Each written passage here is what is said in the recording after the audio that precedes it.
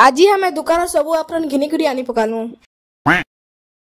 तुम्हें मैंने तो जाइन छो हमें नर्सिंग करसु हमको तो प्रैक्टिकल निहान न एखन प्रैक्टिकल नेबे हेथि लगी आपन दरकार पडुछि हेथि लगी हमें पुरना बस स्टैंड घिनी जिबार लगी बाहरी गनु। हमर किस्मत ता भल थला जे आज हॉस्टल नु बाहरन सारे ऑटो गुटे मिली गला हेथि लगी मोर साम कर संगे जाउछे तोर ब्लॉक रे हमको टिके आनो कहले मी ताको टिके देखि देउछे।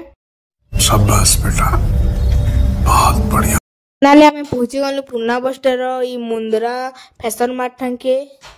हम दुकान भीतर के एंटर कलु जाउन सारे हमको आप्रन देखो कहलु आप्रन देखेथिले हमको तो 7टा नेबार थिला एतरी बहुत सारा आप्रन हमको देखेथिले ना टुकेल मंगर कथा त जाइन्छ थोड़े ना गुटे देखले मन के आसबा